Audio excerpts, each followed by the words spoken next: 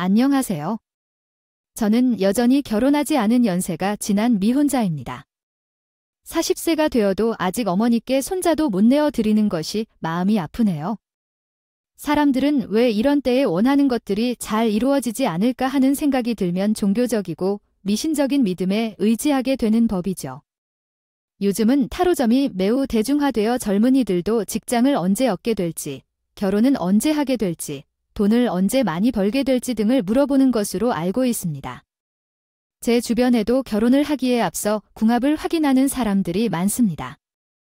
어쩌면 영생의 인연인데 양쪽이 서로에게 어떤 영향을 미칠지 혹은 처음엔 인연으로 생각했지만 사는 과정에서 악연이 될 수도 있을까 하는 불안한 마음의 부부 궁합은 결혼하는 과정에서 중요하게 여겨지는 것이 되었습니다. 저는 종교적인 신념이 없고 사실 믿지도 않았습니다. 삶은 노력한 대로 산다는데 미래를 미리 아는 것은 지루할 뿐이고 불안과 희망의 고통만 받을 것 같아서 미신에는 관심이 없었습니다. 그런데 삶 속에서 기적이 일어나는 것도 있죠. 9% 불가능한 일이라고 생각했던 것이 갑자기 1%의 행운이 찾아와 삶을 180도 바꾸는 기적이 일어난다는 것은 그저 노력만으로는 설명하기 어려운 일이기도 합니다. 나도 보이지 않는 운을 바라고 산 적은 없었습니다.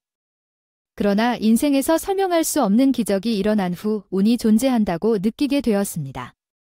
이 평생 잊지 못할 기적 같은 이야기를 이야기해 보겠습니다.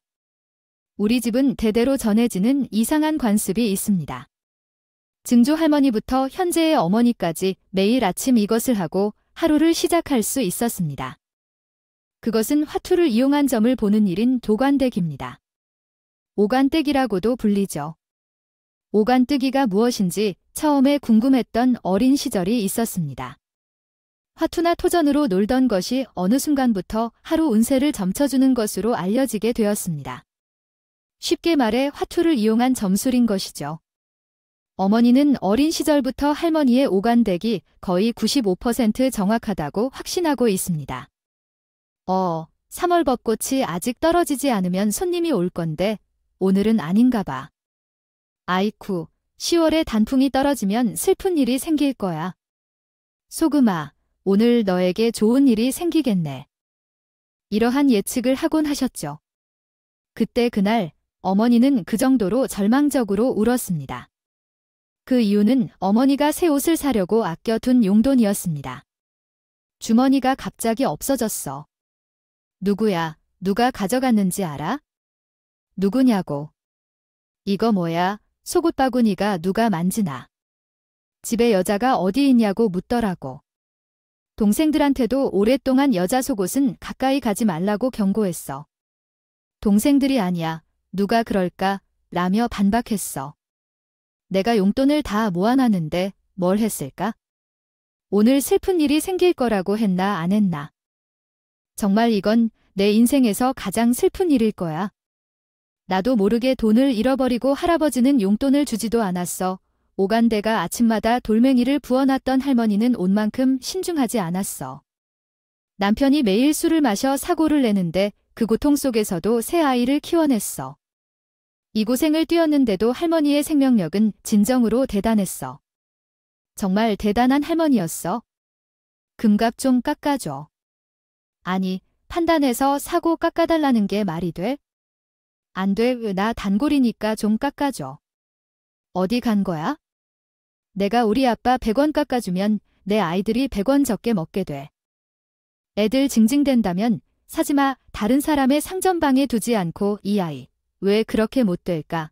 그렇게 고약하게 살아서 얼마나 부자가 될까? 그렇게 일식일 나만 힘만 주어지는 사람처럼 그랬는데 할머니는 그렇게 손해를 절대로 보지 않으려고 일을 하며 가족의 생계를 책임졌습니다. 그러나 이렇게 열심히 사는 할머니도 절대로 통제가 안 되는 사람은 남편이었습니다.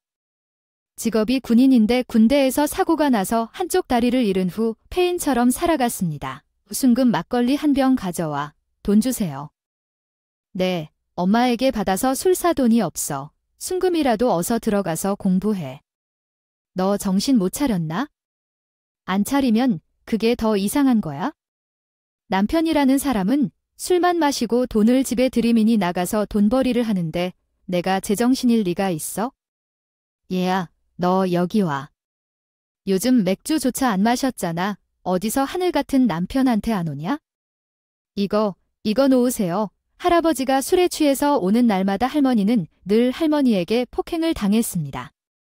얼굴이나 온몸이 항상 상처투성이었죠. 엄마, 괜찮아요. 어휴, 하루 이틀도 아니고 뭔가 잘못됐나 봐요. 된장을 바르면 돼. 왜 이렇게 일찍 일어났어요?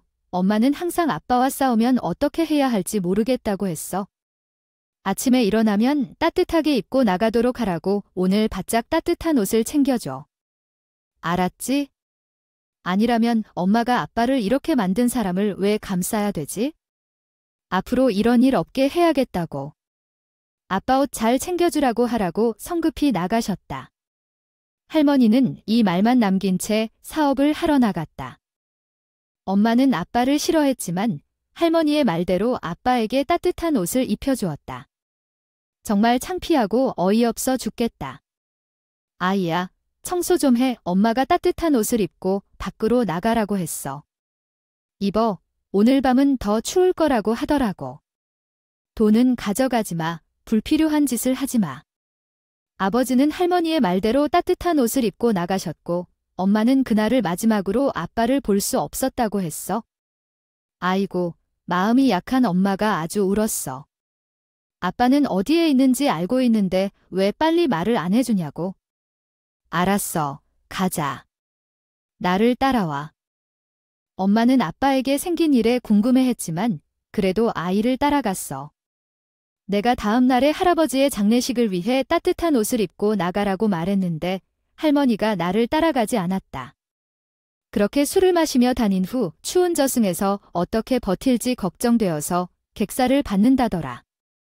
할머니는 예언을 했는데 사실 할아버지가 돌아가실 걸 미리 알고 있었던 것이다. 할머니는 일일이 할아버지가 돌아가시기 전 오간뜨기를 보고 예지하곤 했다고 한다. 마침내 어머니도 할머니를 따라 해 예언을 배웠고 매일 아침 화투를 보게 되었다. 이 모든 사연을 믿을지 말지 그건 각자의 판단이겠지만 우리 삶은 예고도 못한 변화와 어려움에 직면할 때도 있고 그 과정에서 예상치 못한 행복도 찾을 수 있다는 것을 알아야 한다. 인생은 그런 법인데 순금아, 너도 언젠간 어려운 시기를 겪을 테니 그럴 때 오간대기를 가져가도 괜찮아. 하지만 오만하기보다 겸손하게 굴어야 한다는 걸 엄마가 말해줬어. 네, 엄마. 할아버지가 세상을 떠나신 지 1년 후 어머니는 할머니가 그 뒤를 이을 거라고 이미 예언한 적이 있었다고 한다. 안말기 진단을 받고 3개월 만에 세상을 떠나신 어머니는 할머니의 장례식장에서 너무 원통의 말도 제대로 할 수 없을 정도로 심한 쇼크를 받았어요.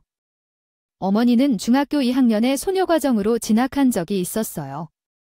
어머니는 공부를 포기하고 삼촌들을 위해 헌신하며 살아왔죠. 동네 어르신들의 심부름을 하며 돈을 벌기도 했고 시장에서 장사를 하기도 했어요.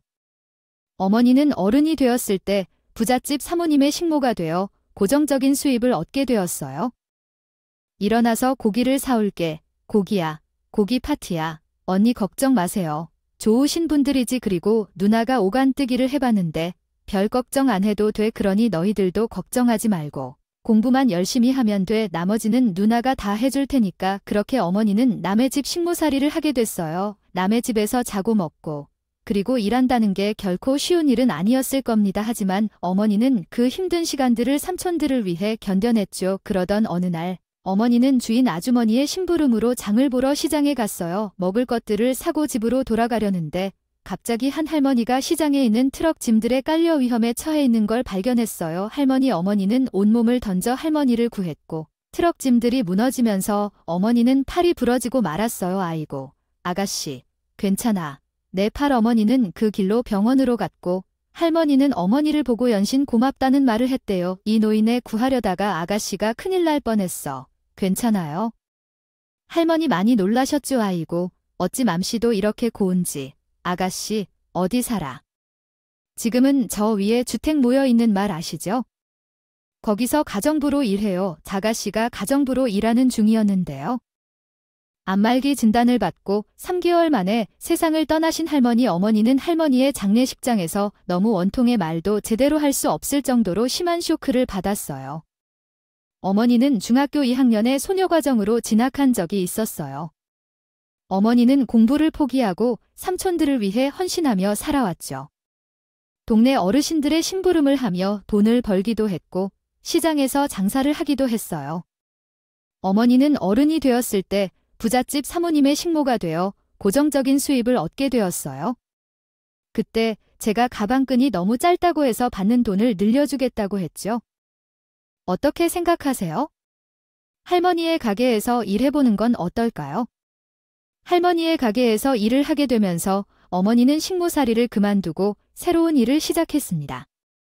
할머니의 백반집은 시장에서 인기 있는 곳이었죠. 어머니는 열심히 일하며 돈을 모아서 작은 집을 샀고 서울에서 온 남자와 만나 연애를 시작했습니다. 어머니가 자랑스러워하며 칭찬했어요. 그리고 어떻게 하면 자금을 마련할 수 있을지 이야기했죠. 결국 미래를 위해 돈을 모으기로 했습니다. 그리고 자금을 빌릴 수 있냐는 질문을 받았어요. 그의 사업을 돕고 집을 더 크게 사주기 위해 자금이 필요했답니다. 이야기를 듣고 나는 신랄해졌어요. 그 후 이야기는 너무 야한 방향으로 흘러갔습니다. 어머니는 그 남자에게 몸과 마음, 그리고 돈까지 주었습니다. 어머니는 그 남자에게 반해 어수선해 하지도 않았죠. 순금아, 요즘 왜 자주 오감대기 안 하냐? 라는 말에 할 필요도 없어요. 장사가 매일 잘 되는데요. 라고 대답했습니다. 내가 손맛이 좋아서 그래 라고 말했더니 근데 요새 살이 좀 찐 것 같다 라고 하니 어머, 그래요? 라고 대답했습니다. 삐쩍 말라서 안쓰러웠는데 라고 하니 라유, 살찐 게 보기 좋아 안 된다 라고 하며 이야기를 이해했습니다. 어머니는 그냥 살이 쪘다고 생각했지만 얼마 지나지 않아 뱃속에 생명이 생긴 것을 깨달았습니다. 어머니는 서울 남자에게 이 사실을 고백하기로 했습니다. 자기야, 내가 임신했어 하자 기뻐하지 않아 라고 대답받았습니다. 이제 기쁘지 않아. 우리 혼인신고부터 하지 않을까? 라는 얘기에 그럼 우리 혼인이신 거야? 라며 대화가 이어졌습니다. 그 전에 돈 좀 더 빌려줄 수 있을까? 라는 요청이 오자 서울에 가서 일을 확실하게 끝내고 다시 올 거야 라고 하며 대화를 마무리했습니다. 어머니는 아이와 결혼하여 행복한 가정을 이룰 생각에 기뻐했습니다. 그녀는 삼촌들에게 줄 땅을 준비했습니다. 그 남자에게 바라고 그 남자는 서울로 떠났다. 일주일이 지났고 한 달이 지났지만 전혀 연락이 없었다. 어머니는 홀로 아이를 낳고 키우며 어머니의 오간떼기를 보며 자랐다. 어릴 적부터 어머니의 오간떼기 때문에 화투장이 놀잇감이었고 오간떼기가 흘러내릴 때 어머니 옆에 있었다. 당신이 오면 이야기를 해줄게 알겠지요? 저기 오셨네요. 사장님 아이고, 정훈이 깼어요. 아침에 어디 다녀오셨어요? 병원에. 아이고, 이 놈의 무릎이 이제 완전히 망가졌어요. 많이 아파 보여요. 이제 그만 때가 된 것 같아요. 뭐려, 이 놈의 장사 말이지. 나이가 들어가면 간이 예전만큼 좋지 않아지고 너무 불편해. 저가 더 열심히 할 테니까 좀 쉬세요. 맞아요. 제가 쉴게요. 네, 가게를 너밖에 맡길 사람이 없어요. 자식이나 남편이 있어요. 에휴, 전쟁을 치르고 가족과 헤어지고 나서 난 진짜 혼자였어요. 그런데 당신이 나타나서 넌 나한테 딸 같았어요. 다른 사람에게 이 가게를 팔 생각은 상상도 못했어요. 그러니까 가게를 지킬 수 있는 사람은 당신밖에 없어요. 사장님. 그렇게 어머니는 30이 되지도 않았는데 백반집 사장님이 되었고 제가 성인이 됨으로써 가게를 더 넓히고 많은 돈을 벌게 되었습니다. 정은아, 오늘 우산 챙겨가요. 화투점을 보니 너 물벼락 맞는다더라고요. 엄마, 오늘은 날씨가 30도가 넘는데요. 지금 가뭄 때문에 전국이 난리인데 무슨 비야 내 말 들어줘요. 하늘에서만 물벼락이 내리도록 된 법이 있나요? 엄마가 가게를 나가셔서 아찔하네요. 그 녀석의 화투의 날 이런 더운 날 비가 온다니 투덜대며 학교에 갔어요. 하루 종일 구름 한 점 없이 맑은 하늘을 보며 친구들과 맥주 한 잔 어떠냐고 학교에서 맥주집으로 향했습니다. 야, 우리 엄마가 오늘 뭐라고 했냐? 물벼락이 떨어진다며 우산을 가져가라고 했어. 내가 전에 말했잖아. 오간댁 화투는 믿으면 안 된다고. 에이, 장마 지나갔잖아. 결코 비가 오지 않을 거야? 그래서 이야기를 나누며 맥주집으로 향했더니 갑작스럽게 근처의 횟집 수조가 크게 깨졌어요. 제 키보다 큰 2층짜리 수족관이 마치 칼로 잘리듯 유리가 깨졌고 전 그 옆을 지나다 물벼락을 맞았어요. 야, 너 물 떨어지고 있어? 너희 엄마가 맞는다고 했잖아. 와, 이게 비가 아니라 물벼락이었어. 진짜 대단해. 그래서 그 놈의 화투 때문에 물에 빠져 집으로 들어갔고 어머니에게 들키지 않으려고 빨리 샤워를 하러 갔어요. 샤워를 하고 나왔는데 밖에서 어머니의 소리가 들렸어요. 아이고, 완전히 젖었네. 내가 말했잖아. 물벼락 맞는다고. 몰라요? 너 그만 엄마 오간대기 무시하면 안 돼. 알았어? 다 너를 위한 거야? 미래를 화투로 그려낸다는 게 말이 되는 얘기야? 전 학대 시절 엄마의 오간댁 때문에 엄마가 일어나기 전 새벽에 학교에 가야 했어. 어느 날 엄마를 마주쳤는데 오간댁 했더니 오늘 하루가 어땠냐고 물어봤어. 정말 스트레스 받았어. 꼴 좋아 보이기 위해 공대에 입학했어. 핵물리를 전공했고 교수님은 모든 결과에는 이유가 있고 결과가 있는 것이라고 했어. 결과를 얻기 위해 객관적인 실험 과정을 거쳐야 한다고. 인생도 마찬가지야. 노력 없이는 좋은 결과를 얻을 수 없어. 인생에선 한 페이지마다 자신을 객관적으로 바라봐야 해. 알았어? 엄마에 대한 반항 때문인지 물리학에 집중했어. 연구원이 되기로 마음먹었어. 석사, 박사 학위를 받으려 고군분투했어. 나의 목표는 공기업 연구직에 취직하는 거야. 학교와 집은 저에게 완전히 다른 세계였어. 교수님 밑에서 연구직으로 일할 때 받는 월급이 얼마 되지 않아서 집에서 숙식을 결국 해결해야 했죠. 전 아침마다 엄마의 오간떼기를 들으며 등교하는 게 일상이 됐습니다. 청우야, 오늘은 말이다. 아, 저 가요. 어머, 야, 오늘은 절대 여자 옆에는 얼씬도 거르지 마. 엄마 말 꼭 들어. 아침마다 뭘 조심하라. 뭘 해라는 어머니의 오간대기가 듣기 싫어. 아침마다 주랭랑을 쳤죠. 야, 요즘 어머니랑 사니까 어떠냐?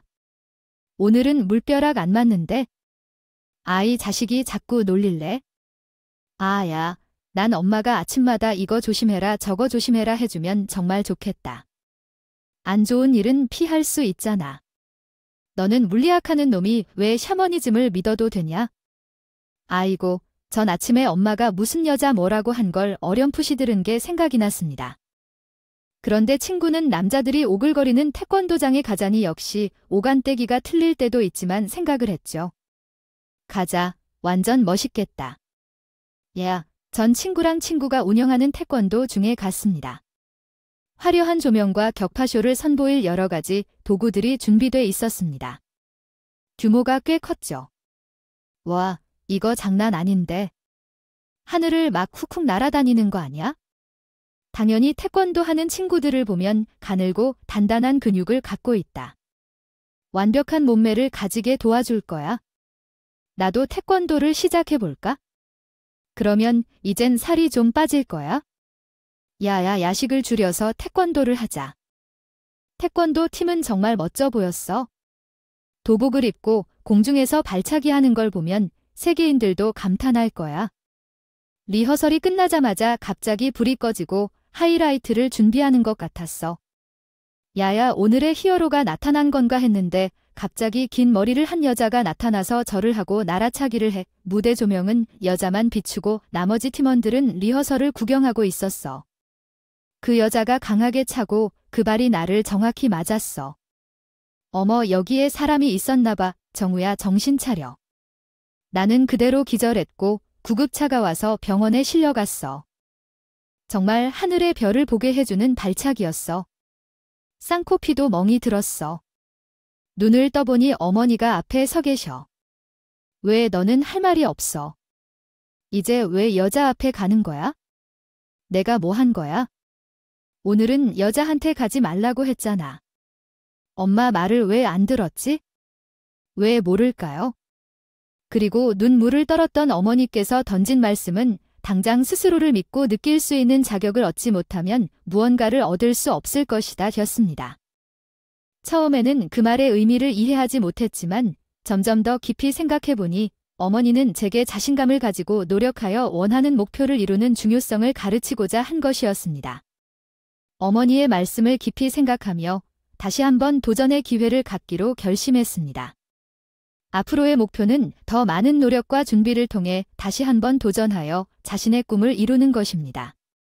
그리고 이번에는 어머니의 가르침을 실천하면서 조금 더 강한 마음가짐으로 도전해 보려고 합니다.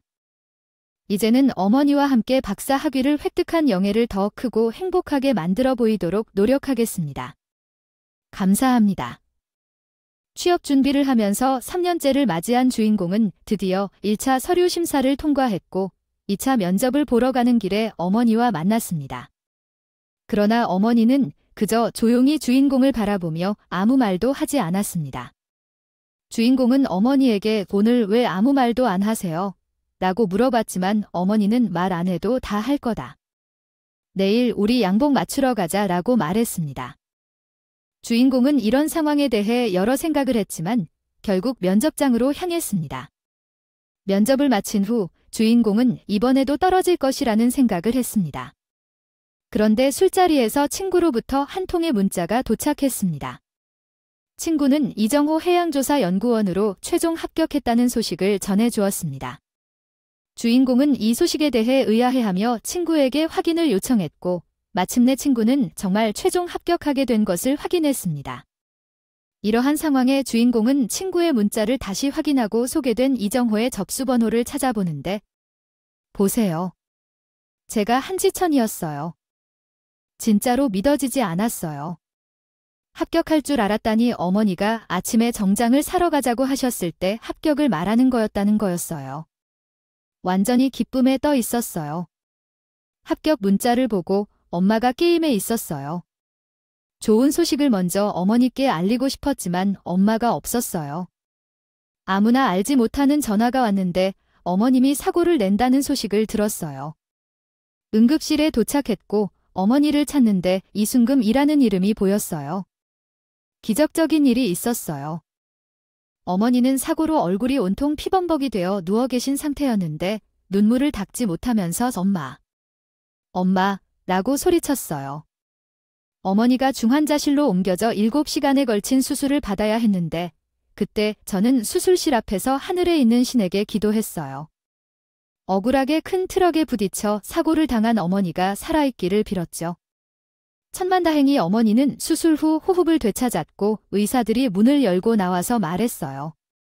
어머니는 너무 큰 충격을 받아 뇌에 손상을 입었지만 코마 상태는 아니에요. 그 말에 저는 안도하며 감사했어요. 하지만 그들이 계속 말했어요. 어머니의 상태는 아직 불확실하고 의사들은 최선을 다하고 있지만 시간이 필요하다고. 그 순간 저는 심장이 두근거리는 느낌을 받았어요. 그렇게 시작된 우리 가족의 험난한 여정, 엄마를 되찾기 위한 싸움이 시작됐어요.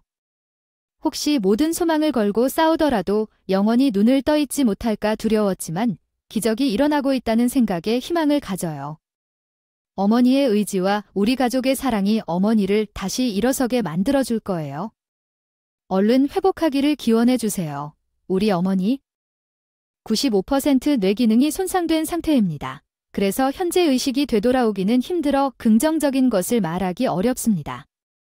마음의 준비를 하는 것이 좋을 것 같습니다. 안 돼요. 우리 어머니가 무슨 잘못을 저질렀길래 어머니가 채소 같은 존재가 되었어요. 현실을 받아들이기가 너무 어려웠습니다. 어머니는 숨을 쉬기만 하고 말 그대로 채소처럼 되어버렸습니다. 중환자실에 계실 때는 면회 시간도 정해져 있었습니다. 그래도 어머니가 혼자 누워 계신다는 생각에 너무 외로워졌어요. 거의 병원에서 먹고 자고 환자가 되어버렸습니다. 정우야, 왔어. 뭐 하러 왔어? 너희 어머니 정말 좋은 분이셨는데 어쩌다가 이런 일이 생겼어. 내 어머니 나 밥 잘 먹는다고 가게 찾아갈 때마다 반찬 챙겨주셨는데. 아휴, 난 어머니가 다시 일어날 거라고 믿어. 우리 어머니는 결코 잘못된 것이 아니야? 그래, 인마. 마음을 먹어. 그리고 너, 이런 모습은 뭔데?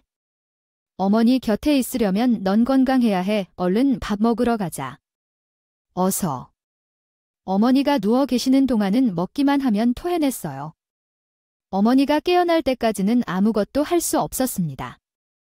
어머니는 중환자실에서 한 달을 보내다가 일반 병실로 옮겨졌고 나는 어머니의 곁에서 하루를 함께 했습니다. 일일이 지켜줄 수 있게 되었습니다. 매일 아침 신문을 읽어주고 나머지 어머니가 좋아하시는 트로트 음악을 틀어주기도 했습니다. 그런데 어머니는 한마디도 대답하지 않으셨습니다. 오늘 추워서 육개장이 딱인데 어머니 일어나서 요리해 주실래요? 라며 말을 걸었지만 어머니는 변함없이 눈을 감고 계셨습니다. 어쩌면 어머니는 그저 호흡만 내쉴 뿐이겠지요. 그때 옆 병실에 있는 할머니가 제게 다가와 말을 걸었습니다. 젊은이, 어머니가 나랑 비슷한 느낌이 들어서 이거 마시세요. 고맙습니다. 양쪽 갈래나 마실 수 있는 물을 제안하여 주셨습니다. 할머니는 이렇게 말했습니다. 어머니가 지금처럼 누워 계신 시절, 나는 세상을 떠날 것 같아서 분명 장례식장도 준비해뒀었어. 근데 그렇게 죽기 전에 어머니가 좋아하는 일을 해주는 게 어때? 그래서 그날부터 매일 아침 그 할머니를 위한 바둑 방송을 틀어줬습니다. 어머니가 바둑 때문에 속이 상한 적이 얼마나 많은지 몰라. 어머니가 안고 계시는 수아가 생목의 값이 이리 비쌌대. 이렇게 마지막까지 좋아하는 일을 할 수 있었다니 참 좋군요. 할머니가 눈을 감으며 말했습니다. 바둑 방송도 틀어놓고 바둑을 혼자 두면서 대화도 나눴어요. 그러다가 어느 날 갑자기 영감이 의식을 되찾았어요. 하지만 반쪽은 마비가 되었어요. 그래도 살아난 것에 대해 감사했어요. 그런데 5년 뒤에는 다시 돌아가셨어요. 생각할 때 신기했어요. 만약 영감에게 다른 대우를 줬다면 살아날 수 있지 않았을까 생각이 들었어요. 그때의 이야기를 생각하니 신기하더라고요. 아이고, 노인이 말이 너무 길죠. 제 말은 어머니가 좋아하는 것을 해주는 것이 좋다는 거예요. 후회할 일이 없으니까요. 할머니의 이야기를 들으며 어떤 생각이 들었어요. 오간떼기 화투점이었죠. 집으로 돌아가 엄마가 사용하던 화투를 가져와서 대화를 나눴어요. 회사 다니면서도 어머니와 대화를 나누었어요. 어머니께 이야기를 하고 나서 말이에요. 영하나 오늘은 활기가 넘쳐요. 나 오늘 돈이 들어올 것 같아 보여? 아니면 어머니가 돈이 들어올 것 같아 보여? 그래도 기분이 좋아. 나 이따 졌다 다시 올 거예요. 점심시간에도 빼먹고 화투를 치며 즐거운 시간을 보냈어요. 아싸, 엄마가 이겼어. 엄마야, 200원, 400원, 1600원 그리고 더블로 3200원이야. 당신의 외상 정보에 적어 놓을게요. 엄마가 일어나면 절대로 나에게 빚을 갚아야 해요. 그리고 저녁에 몸이 피곤하더라도 엄마와 강 때리기로 공부를 했어요. 엄마가 가르칠 때 제대로 배웠으면 하는데 기억이 잘 안 나요. 아마도 들어봤겠죠? 이거, 비가 오면 손님이 오는 거고 10월에 단무지가 떨어지면 슬픈 일이 생길 거예요. 맞죠? 그리고 6월에 목단이 떨어지면 기쁜 일이 생기고 5월 초에 떨어지면 복을 먹게 되고 7월살이는 치월소리가 아니라 그리고 7월에는 재수 좋은 날이라 하루 종일 웃음이 멎지 않아요. 저는 다 했어요. 엄마, 계속해서 강 때리기를 하면 언젠가는 목단꽃이 떨어질 거예요. 그게 바로 나의 가장 큰 행복이에요. 아마도 곧 일어나시길 바래요. 엄마가 화투집을 더는 안 보여주니까 매일이 너무 어려워요. 무서운 일이 일어날 것만 같고 아마 엄마가 바라시는 대로 장가도 가고 소주도 부어드릴 테니까 부디 일어나세요. 제가 2년 동안 매일 3번이나 어머니와 함께 했잖아요. 화투 이야기를 하면 매일매일 보냈습니다. 어머니는 좀 어떠셔? 그냥 똑같으셔? 일은 할만하고 그렇게 바라던 일이었는데 엄마가 저렇게 누워 계시니까 다 부질없는 것 같다. 하루 종일 실험실이 있는 게 다야. 새로운 프로젝트도 제안해야 하는데 솔직히 다 귀찮아. 그래도 어머니 인연이나 곁에 계셔준 게 어디야. 내가 고생한 덕분이야. 솔직히 숨만 쉬시지 살아계시다고 볼 수 없지. 그냥 난 현실을 부정하고 있는 거야. 내 마음 편안하고 매일 엄마한테 화투점이나 이야기하고 솔직히 이제 좀 지쳐. 정우야. 그래도 절대 희망을 잃으면 안 돼. 기적이란 것도 있잖아. 글쎄 나한테 기적이 있을까? 전 그날 오랜만에 친구한테 제 마음을 다 털어놓았고 술이 거하게 취해 밤늦은 시간 어머니 병실로 갔습니다. 제가 2년 동안 매일 3번이나 어머니와 함께 했잖아요. 아마 사랑하는 우리 엄마 나 오늘 철기랑 한잔했어요. 너무 힘들어서 엄마 대답 좀 해봐요. 대답 좀 해봐. 나 너무 힘들다고요. 제발 한 번만 내 이름 불러주면 안 돼요. 그래, 말하지 말아요. 어머니, 우리 한 판 더 해볼까요? 우리 엄마가 한마디씩 대답을 해주시면서 우리는 화투를 치다가 취해 잠들었습니다. 아침에 일어나 보니 아파서 병실 바닥에 누워 있었고 술을 너무 마셔서 머리가 깨질 것 같았어요. 아, 머리가 아파요. 어제 바닥에 누웠었나 봐요. 발이 찬 바닥에서 잠을 잤었나 봐요. 온몸이 아파서 스트레칭을 하고 있었는데 갑자기 엄마의 손가락이 움직이는 걸 보았어요. 엄마는 어제 술이 깨지 않아서 괜한 것을 보는 것 같다고 생각했고 다시 눈을 감고 스트레칭을 했어요. 그때 엄마의 손이 계속 움직이고 있었어요. 엄마가 너무 신기해서 간호사를 불렀고 엄마의 상태를 확인하기 위해 중환자실로 옮겼어요. 제발 아무 일 없길 바랐어요. 중환자실로 가려는데 어제 화투를 치며 바닥을 닦는 걸 깜빡했어요. 화투장이 미끄러져 엉덩이를 찢고 돌아보니 목단꽃이 떨어지는 화투장이 보였어요. 목단꽃이 떨어지면 좋은 일이 생긴다고 하던데 예전에 엄마가 오간떼기를 하며 당신이 했던 말씀이 기억났고 혹시나 하는 마음에 그 화투장을 챙겨 중환자실로 갔습니다. 중환자실에 도착하자 어머니는 온데간데 없이 사라지셨고 전 이게 뭔 일인가 했죠. 우리 어머니 어디 가셨어요? 해외 이제 오셨어요. 어머니 깨어나셔서 지금 일반 병실로 다시 가셨어요. 축하드려요. 전 다시 병실로 뛰어갔고 눈을 뜨고 절 바라보는 엄마를 보게 되었습니다. 엄마, 엄마. 어머니는 울지 말라고 말하려는 듯 했죠. 전 너무 기뻐서 엄마 손을 꼭 잡고 그동안 있었던 일들을 아이처럼 모두 쏟아냈습니다. 엄마, 내가 다 기억해내서 2년 동안 엄마랑 화투도 치고 옥관 떼기도 하고 그랬어요. 근데 오늘 아침에 이거 엄마가 목단꽃이 나오면 기쁜 일이 생긴다고 했잖아요. 이 화투장이 오늘 아침에 나온 거예요. 엄마. 말이 다 맞았어요. 엄마가 다 맞았다고요? 엄마는 우는 채 어깨를 토닥토닥 하시며 절 달래주셨습니다.